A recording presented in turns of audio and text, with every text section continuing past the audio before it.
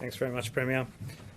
So to the decision around the curfew, really today's numbers are a little bit of an illustration around why that decision was recommended by my public health team and why I've accepted and supported the discontinuation of the curfew. If you take today's 16 cases, 15 of them linked to known cases, clusters and outbreaks. The remaining case under investigation, it may also be linked to known cases. That is a very different situation to where we have been in recent weeks, certainly even different to a fortnight ago when we had 50, 60, 70 cases per day. We're at a point now where the epidemiology is different, where the demographics of the cases that we're seeing are different. We always said that aged care cases would be a stubborn tail of this epidemic curve. That remains the case, but it does mean that a not insignificant proportion of our daily cases are in aged care, and a curfew doesn't address that transmission risk, obviously. So the sporadic, the individual community cases that we're seeing are now very small in number.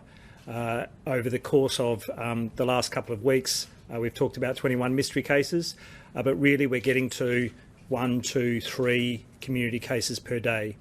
And so in reflecting on the obligations of the Victorian Charter and the Public Health and Wellbeing Act and the issue of proportionality, it's my view, and it was the Public Health team's view, that the curfew is not a proportionate measure to have in place going forward.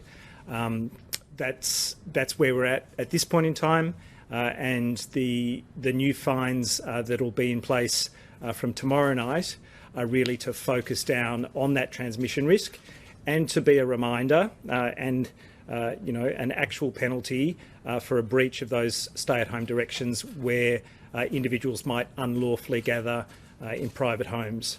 So the focus is absolutely very much on that behaviour, on that transmission risk, because that's an ongoing concern, and as the Premier stated, this whole strategy could fall apart if we don't hold the course on the very, very important aspect of limiting our interactions with others to those that are in this new step, which is 2 households or your own household, no greater than 5 people meeting outside. That is a very different risk to a private, indoor, unlawful gathering where indeed people are too close together, there's speaking and laughing and shouting and masks are not necessarily worn. That cannot happen at this stage. We'll get to a point where it can, but that is not now, and so those penalties that are going to be in place from tomorrow night are there to address that.